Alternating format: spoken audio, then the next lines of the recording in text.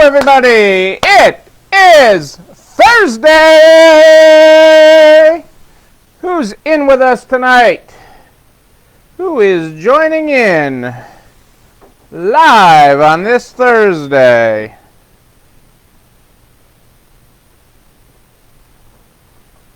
Vicky's in, and Jeremy, great to have you with us. Howdy. Good to have you both with us. Angela, Kitty. Jennifer, fourth? What's wrong in Florida? Hey, Adele and Dazzle. How you guys doing? Hey, Lisa. Good to have everybody in.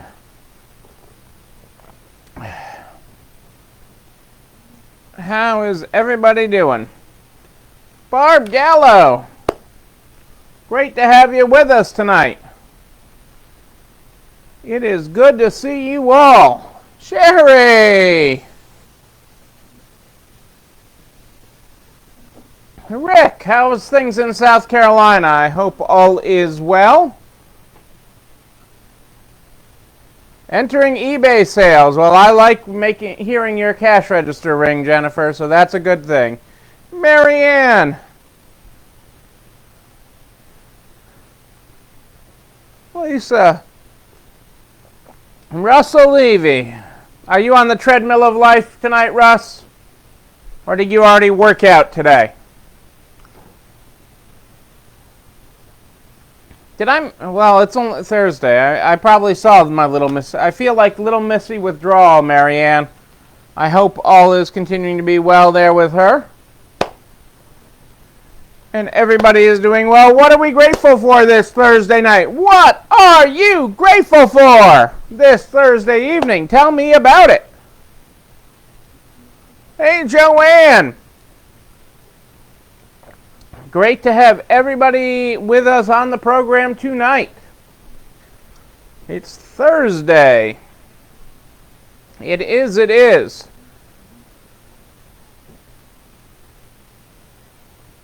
Kath, doing a Zoom yoga class. Okay, tree pose. Okay, tilting tree pose.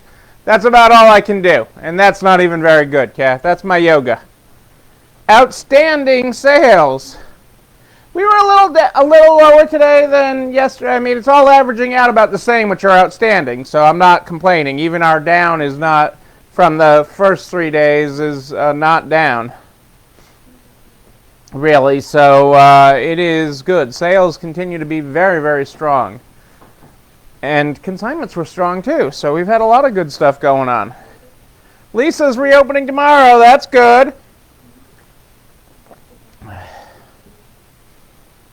That is very good. Jana's joining us tonight. Hello, Jana. That is very good. I'm glad to hear people that are grateful for opening and grateful for great sales, outstanding sales even. And that little Missy is doing well. This is, the universe is in a wonderful place. We're in a good spot here tonight. I can feel it. The future is bright. Very bright. Hey, Suki, great to have you with us tonight. Great to have you join us in the program tonight from Texas. And hey, there was another order just came through while we were talking. I like that too. It's nice when my website's selling. More new employees, Jennifer. That's great. That is very good. New employees are wonderful. If they're good, send them my way. I could use a couple. Especially if they're key holder material. But we're getting there. At the kitchen table tonight, Dennis and Jana. I like it better when you guys are able to make us jealous and go out to eat. I'm still not there. We aren't there to be able to do that yet. So hopefully soon our areas will be able to eat out. We certainly have our share of takeout tonight. Rebecca cooked dinner HelloFresh.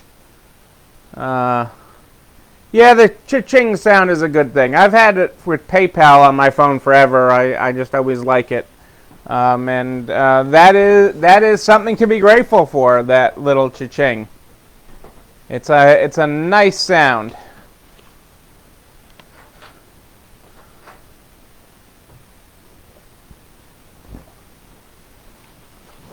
Let's get this party started with the Good Morning, Good Night book. The Good Morning, Good Night book is how we start the program every night. I think Kitty's been reading ahead, trying to guess what page I'm going to be on tonight.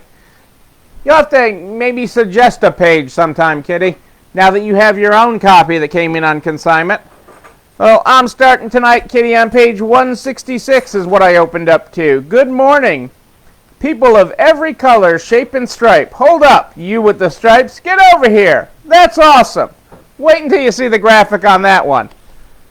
All right, folks. We got a lot of stuff in the pile tonight. Starbucks is going to transform U.S. store portfolio and close some 400 locations. We knew they were going to be closing some. Even Joanne told us the other night that they're closed the one across the street. During the next 18 months, the coffee giant plans to accelerate the expansion of convenience-led store formats such as drive-thru, mobile order only, counter pickup, and curbside pickup. It also plans to relocate stores from low-traffic malls to new locations that combine the store experience with drive-thrus. The digital pivot strategy is not new. Starbucks had been planning to roll out the changes during a 3 to 5 year period, but the company said it decided to push up the timeline to align with the evolving customer preferences that have accelerated as a result of COVID-19, including higher levels of mobile ordering, more contactless pickup experiences, and reduced in-store congestion, all of which naturally allow for greater physical distancing. As part of the transformation, Starbucks will also close up to 400 company-operated stores. Starbucks typically closes about 100 stores annually due to leases expiring and market conditions. It also plans to relocate stores from low-traffic malls to new locations that combine the store experience with drive-thrus. They will also be restructuring its company-operated businesses in Canada during the next 2 years, with the potential of up to 200 additional closures, with some of those stores being repositioned. The company still plans to open approximately 300 new stores in the Americas in the current fiscal year, down from its original goal of 100. About 40 to 50 of the new locations will only offer pickup or drive-thru. So, accelerating transformation, which we all need to do. No, you're not that late, Kelly. It's all good. It's all good. Hey, Chick-fil-A, that's good. Hey, Julie Jenkowitz, thanks for joining. Hey, Gwen and Karen, good to have you with us. 3M, Amazon, collaborate against e-commerce fraud. Amazon, the White Knight, yeah, right. 3M has filed suit. We talked about this, about grossly inflated prices, but also about fakes, defective and damaged respirator products.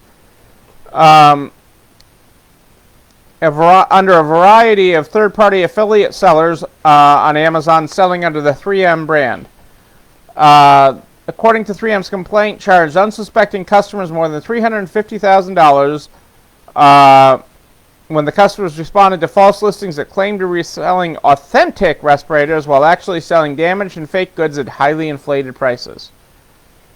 As much as 20 times the N95 respirator list price.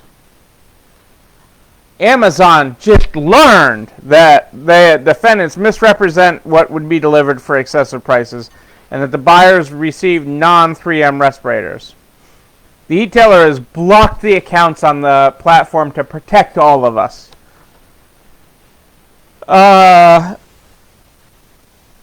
And it's all about, and there's no place for, Amazon's point is there's no place for counterfeiting or price gouging on Amazon, and we're proud to be working with 3M to hold these bad actors accountable. If only, Amazon, if only. Pat in the Peanut Gallery, great to have you with us. Hey, Dana.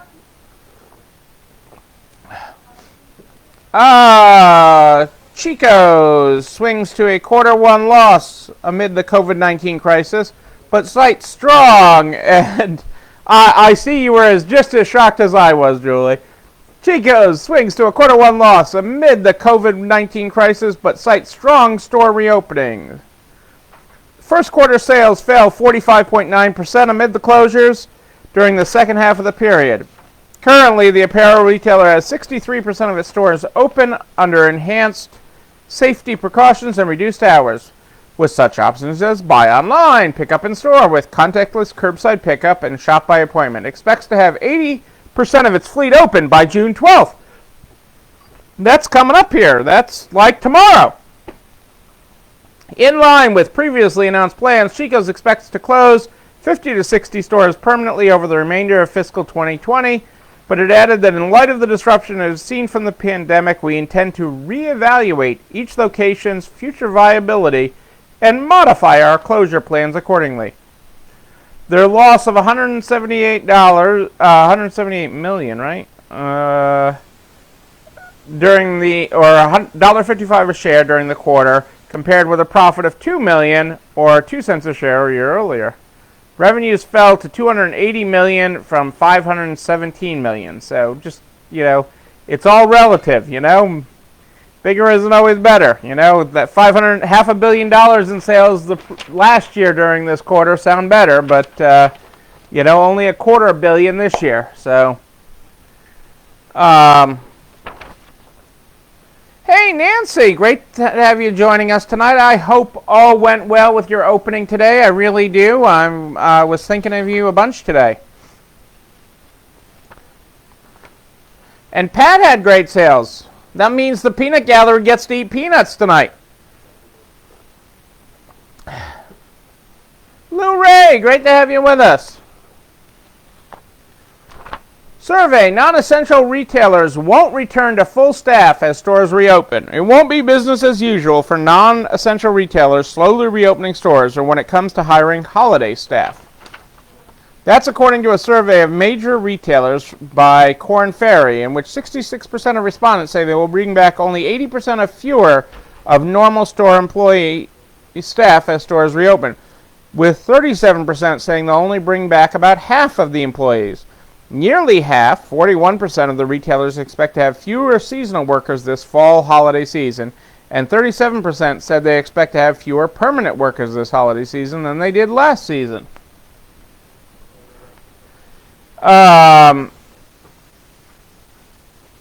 Max, hang on a second.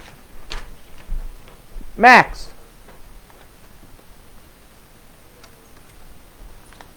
Go over there. Sorry about that. Max decided he needed to go out in the middle of this. Only 15% of non-essential retailers had already opened. The vast majority of stores, with 49% planning to do so by June 30th and 16% by mid-July.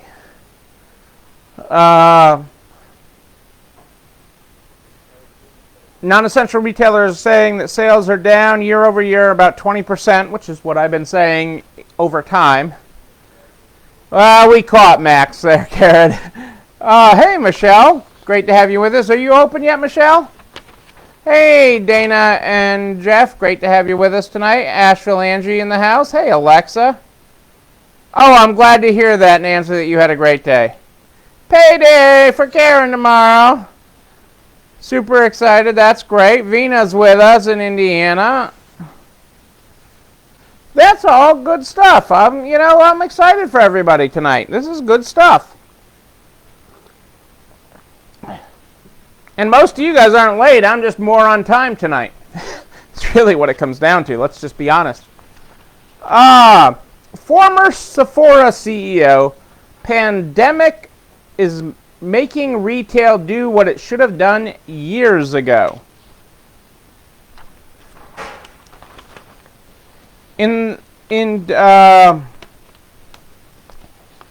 the first quarter, we covered this previously, that Sephora threatened to close 600 shops that operated inside JCPenney's before coming to an agreement to keep them open. Then it would announce it would open 100 small format stores an American urban district, the most it's ever opened on any continent in a single year.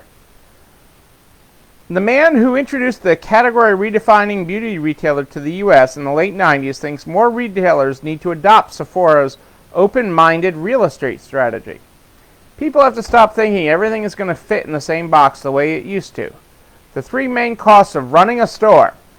Are you paying attention? What are the three main costs of running a store? Rent, people, inventory.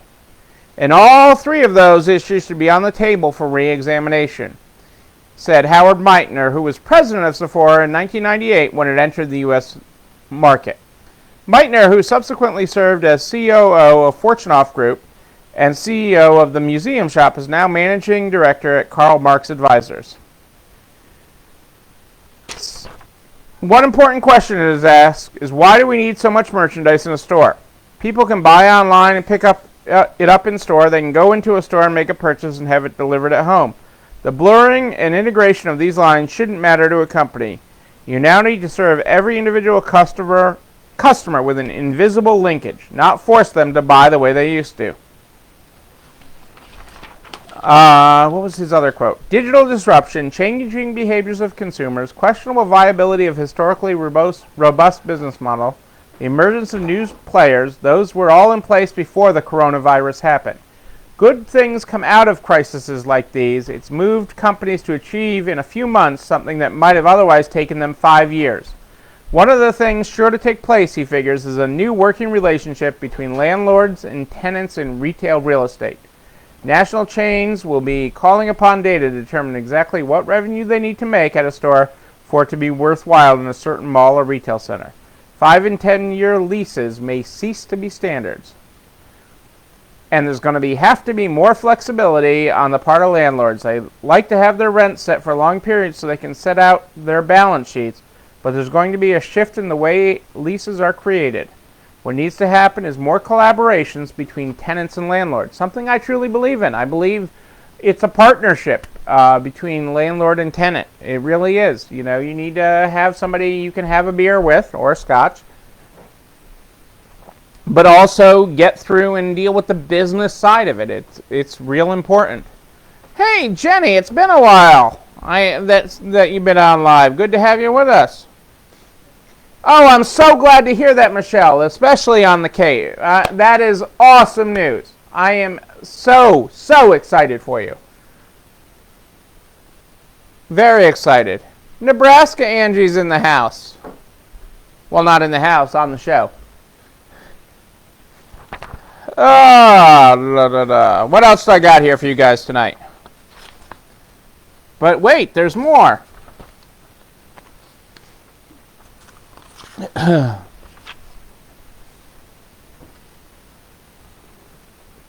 Good landlords are everything, Karen, and you have an awesome one. Next time I come out to Newfoundland, I gotta meet your guy. What's a reasonable length for a lease? That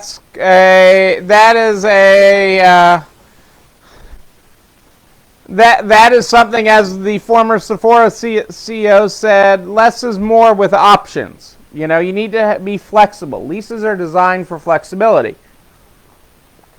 It's one of the reasons you don't buy a building. You follow what the Nationals do.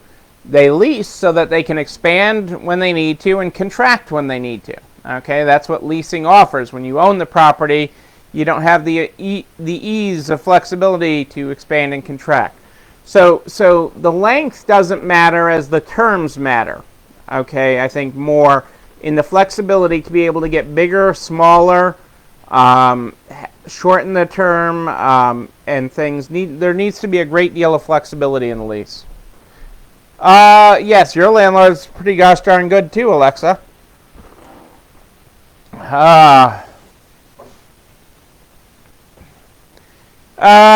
No, Julie, I'm not seeing that, but I am seeing some other financial things coming down the pike, and I'm going to cover a little bit on it tonight of what might be coming, but nothing directly for rent relief. Wow, Alexa. I mean, I like your landlord, and even in the interactions we've had with him together, I really like him. He's a great guy. I like these good old guys that get it. Okay, a good tenant is hard to find, and he gets it. The important thing is to put in writing and to have these on more than a handshake. I'm a handshake guy. Okay, I like to make a deal on a handshake and be honorable. But the lease document puts into context and into writing what that handshake meant. And if either of you get hit by a bus or worse, okay, then that is what honors that. And I have seen terrible things happen. I've had landlords die just before a new agreement was to be signed, and the kids changed it all up. I mean, there's been all sorts of things. So, that's why the what's in writing is important. But having somebody that you can make a handshake agreement on and then turn it into writing is even more important. Nice, Nancy. Nice. Exactly. And it's a tale, and literally where you are, Nancy, it's on one side of the railroad tracks or the other. Which side of the railroad tracks do you want to be on through this? And who gets it? And it really does matter, and these relationships matter, and it doesn't have to be adversarial. I've left adversarial relationships. It's not worth it like that. It's not the way I want to run business. I'm in it for the long haul. I'm not in it for a quick buck. And most of them get it. The good ones get it. Not all of them, but the good ones get it. Hey, Sylvia, great to have you with us. All right, our buddies at Amazon on the news twice tonight. Amazon is priming for a major summer promotion. It won't be Prime Day, but Amazon is reportedly preparing an online sale to begin June 22nd, my mother's birthday. According to CNBC, Amazon is notifying sellers that it will host a 7 to 10 day fashion summer sale event on its site starting June 22nd. An Amazon document says participation in the promotion will be by invitation only, and it's intended to drive excitement and jumpstart sales. Amazon is said to be using Biggest Sale in the Sky as a working title for the event, which still does not have an official name. Sellers were asked to submit products with discounts of at least 30% for consideration in the sale by the end of the day, June 3rd. CNBC says it doesn't know exactly what items will be included in the sale or if it will be for Prime members only or open to the general public. Amazon declined to comment.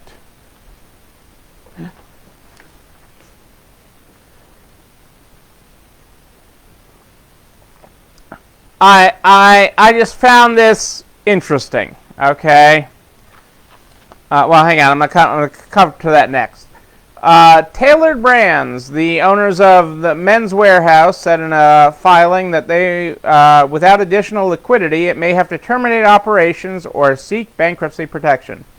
The filing released Wednesday came as the retailer reported first quarter sales were down 60% because of the pandemic. After temporarily closing its stores, the company has reopened 44% of its fleet, or 634 stores, by June 5th.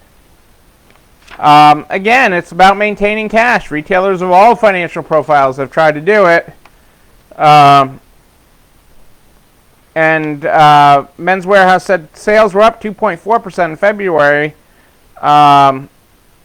with all brands comping positive, but then the pandemic started winding through the country and local and regional governments forced them to close.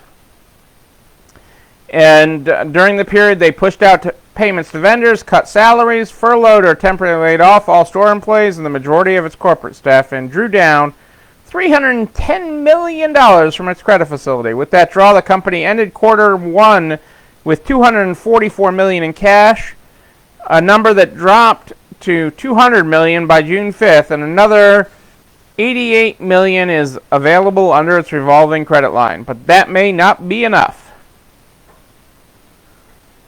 Sales in stores that have been open at least a week were down 65% at Men's Warehouse, 78% at Joseph A. Bank, and 40% at K&G.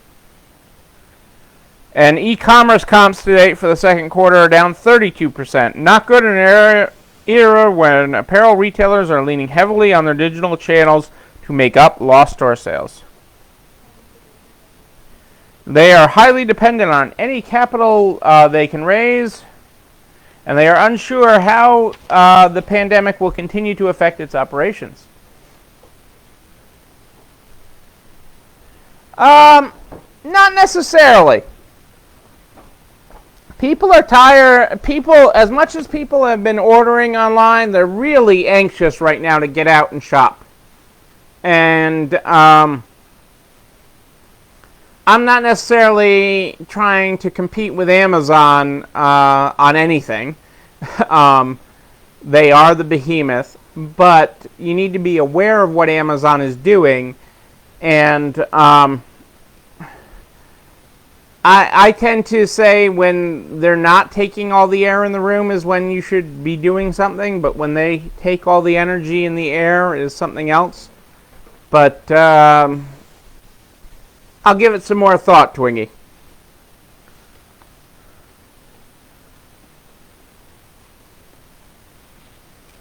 That is correct, Kitty. Fewer men are dressing up. I mean, but it's still... And when you go to Men's Warehouse, and especially their banner store, Men's Warehouse, not as much K&G. We just got a K&G that opened here not long before the pandemic. But you can't... Warehouse is actually kind of nice from a guy shopping perspective, but I can do well at a full-line Nordstrom that's properly staffed and stuff. They'll get me to buy. As long as I'm not looking at price tags, I'm usually pretty good when I'm shopping for me. Or when Cassandra's having me shop for me. How's that? We talked about potentially bad landlords and stuff, but how about ambulance chasing attorneys? Okay, this is almost worse. A Boston firm is seeking $100 million. $100 million to invest in business lawsuits.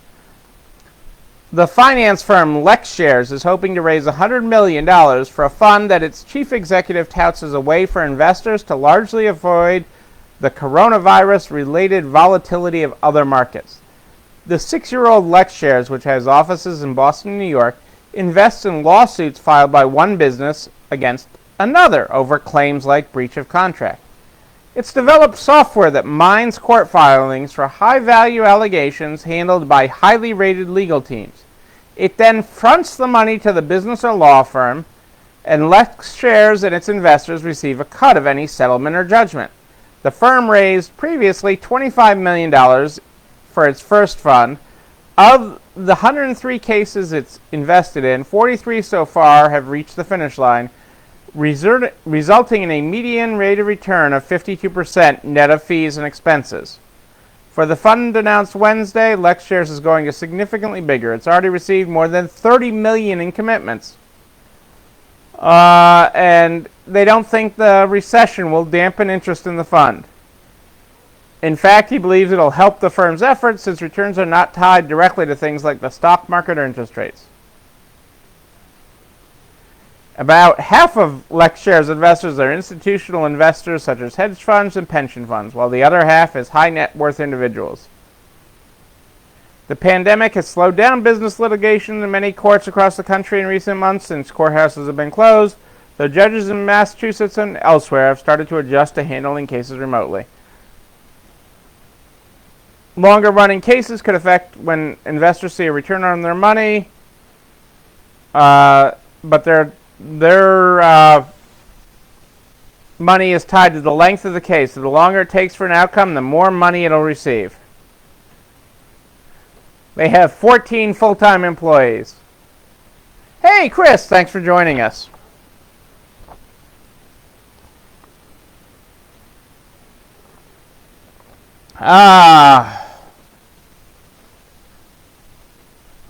I think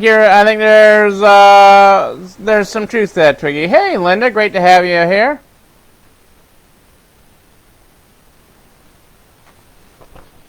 Okay, 5 business lessons that entrepreneurs can apply to their business post PPP. And this is kind of important, and I know some businesses have been frustrated, and these are some bigger lessons that we need to keep an eye on in general good business terms, and some businesses have been caught off guard with as they've navigated their way through this. So let's talk about it for a second. Keep an eye on cash. Cash is king, especially in a crisis. Entrepreneurs should always be identifying where they can afford to cut expenses without hurting their business. Establish relationships with your bank. Relationships are everything. And especially at the beginning of this, that relationships is what won.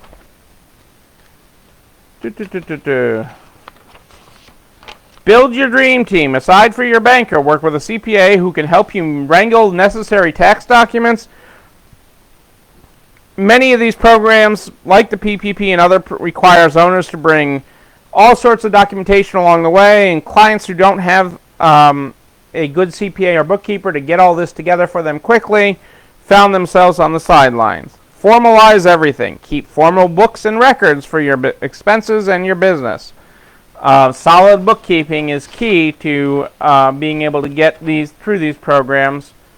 And establish your disaster and recovery plan.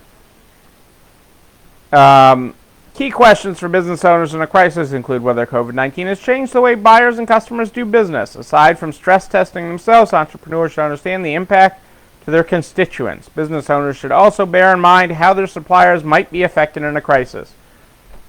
Meanwhile, reopening will require a strategy. Even when stay-at-home orders lift, business could still be a long way from running at 100%. So, just things to keep in mind.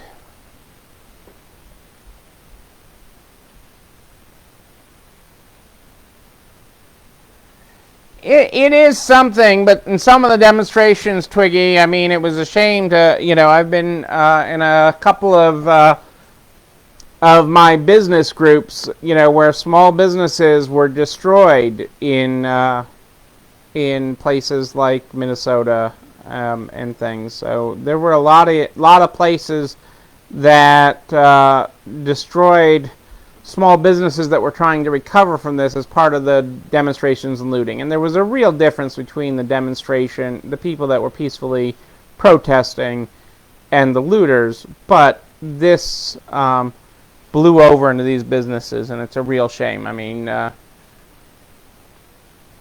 some of them that were just working so hard, just like all of us, to get to the other side of this, and to see their dreams destroyed in the wake of protests has just been awful.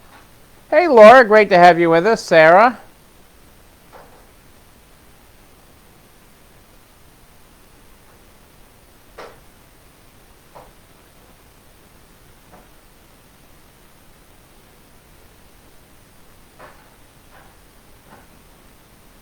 We don't do holds. First come, first serve. I mean, or first credit card, first sold. I mean, if it's still here, but somebody else buys it in between, so holds, you can't guarantee holds. It's if someone comes with a credit card, it's either theirs or not. I mean, that is the joy of it. I mean, because we're working with reduced staff this week, we have a lot of things that actually haven't made it to the floor yet from the warehouse. We had our trailer being repaired. We had a lot of stuff going on, and it was so we had stuff at the warehouse that have been photographed but haven't been on. And I'm like, oh, should we not be putting those on yet? And it's like, this stuff is selling, and so it's all good. It sort of became the First Choice Club. So it's First Dibs is the website. So either buy it or don't. Exactly, Kitty. The website's the excuse. Everything is online. You can choose to miss it, and we get lots of emails like that. Well, why isn't this on your website anymore? It's what I want, or or I know it was going to go down today. It's not there anymore because somebody bought it. What else do we got going on here? Our buddy Stevie. Okay. Steve Mnuchin and... Yeah, the 2-hour hold thing and the multiple holds, and, I remember when we used to really do holds back pre-internet and everything, and we'd have first hold, second hold, third hold. He who's willing to open their wallet is the one who owns it. Everything else is just talk, more times than not. So our buddy Steve Mnuchin and Jovita Cardanza were the head of Treasury and the head of the SBA. We're up on Capitol Hill meeting with the Senate Small Business Committee. And the topic was implementation of Title I of the CARES Act. The hearing covered a range of topics, including idle program inefficiencies, the need to simplify the PPP, remaining PPP funds, and the future of COVID-19 relief.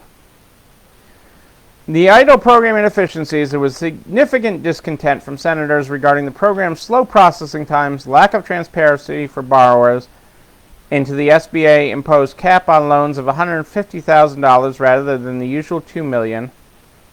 And they argued that it's within their discretion, not an arbitrary number. It was based on the average loan being at about $83,000, so $150,000 being suitable. And now I've been told that's really dropping to $100,000. Regarding the PPP, several senators urged that the application be simplified, and Steve said it would be simplified for many borrowers, and further guidance would be issued in response to the recent PPP bill providing additional forgiveness safe harbors. There will be a third-party calculator which allows borrowers to input values and receive a forgiveness amount. He did concede that they do have to work within the confines of a complicated statute, but that they will do what they can. On future relief, Steve said, repeatedly expressed support for additional legislation to inject more money into the economy. This would be on a more targeted basis for the smallest businesses and portions of the economy that were the hardest hit and are having a difficulty reopening. He expressed open-mindedness to how this could be accomplished, mentioning tax credits and the PPP, and also noted that large businesses in certain sectors would need additional help. Mnuchin also spoke on the amount of remaining PPP funds, which is around $130 billion, which if you have not applied, you should apply, as long as you have payroll. He said the fundamental goal in future stimulus package should be to encourage businesses to rehire people. He also acknowledged that Congress provided about $60 billion in extra PPP funds, which the administration anticipated not being able to use at least some portion of, but would be willing to work with Congress on how to repurpose it. Senators asked whether the administration would support allowing small businesses in heavily affected sectors, such as those in tourism that cannot fully reopen due to restrictions, to seek additional funds. And the Treasury Secretary said they'd seriously consider it if there was bipartisan support. And have since introduced a bill that would allow businesses who have already expended a PPP loan to apply for a second one if they can demonstrate a revenue loss of 50+% and have 100 or fewer employees.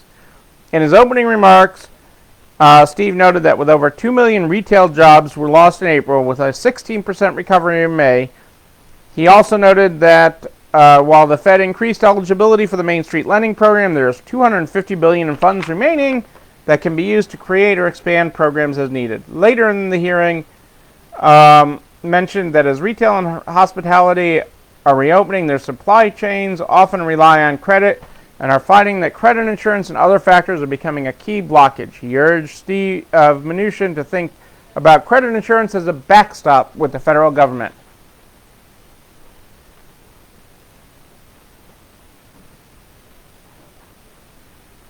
Hey, Julie, that's a great point about it. It isn't fair to the consignor or the business. Let's see here. I got a couple more things here.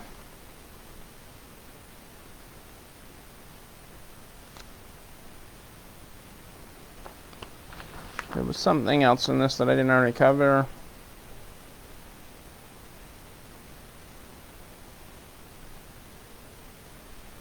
The other thing they're looking at is a change to approach unemployment insurance. A key sticking point between Democrats and Republicans is that extra $600.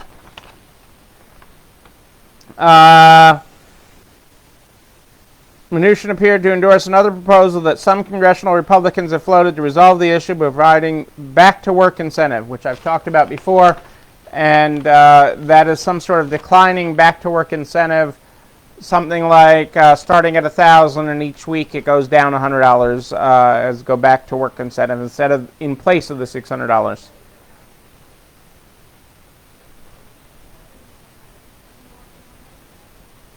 And incentivizing investment is the other thing they want to do. So businesses that are putting money on.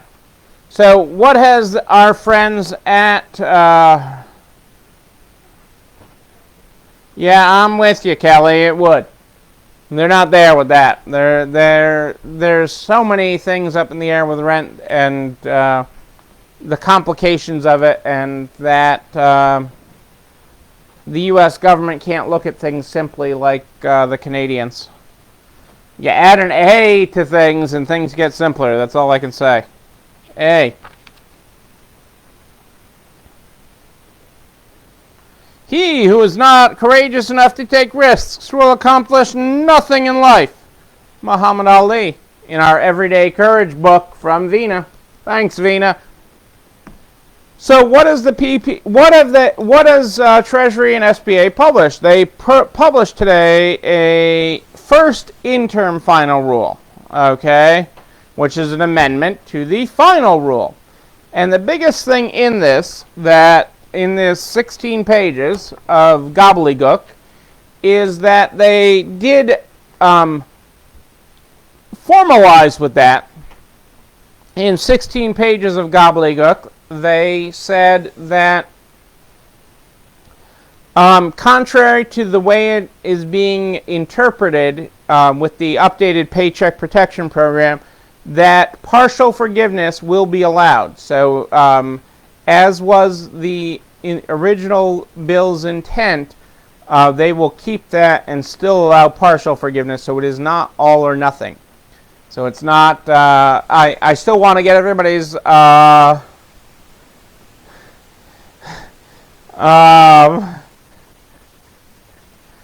okay, I've gone off the rails here with my Canadian sayings, yes,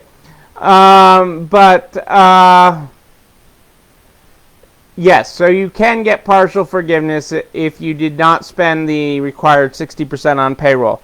But if you spend the 65 that I tell you on payroll, you'll hit that amount and we'll get this whole thing forgiven. So we really don't want a loan. We really need to get this forgiven. So let's focus on that. That is the key thing in these 16 pages that we didn't already know about, and that formalized that. I expect more over the weekend from our friends at Treasury and the SBA, because again, so many of these loans are ready for forgiveness, are coming up. The first loans are coming up for forgiveness right now. So they got to get this done. And simple. I'm really curious to see their new simplified form on this. So that will be very interesting to see that and analyze that. So once it's available, I promise to do that for you. What's more is you'll be able to find that once I do have it, and you'll be able to find it at narts.org/resalestrong. narts.org/resalestrong is where you'll find all the forms that I talk about and the videos. All these videos, go up to narts.org/resalestrong. Also on the YouTube channel, You're Not Alone Running This Store. When you have a question you don't know the answer to, it applies to your business. It's smaller, it's more condensed, and it's just about you and your situation. Just email me, Neil, Neil at ECIstores.com. Neil at ECIstores.com is how you get a hold of me. Make sure you include your best contact phone number with that so I can call you back and go and step through it with you. Because I'm taking everybody through it to the other side of this. Every one of you. We're all going to the other side. We start every day and night with the Good Morning, Good Night book. The Good Morning, Good Night book is how we start every day and night. We started with this tonight. For those of you that were not here at the top of the program, with Good Morning, people of every color, shape, and stripe. Hold up. You with the stripes, get over here. That's awesome. Our good night tonight on page 167, Kitty. Good night, people of every shape, color, and stripe, and those of you who can change colors in the sun. Check out those graphics. There you go, people.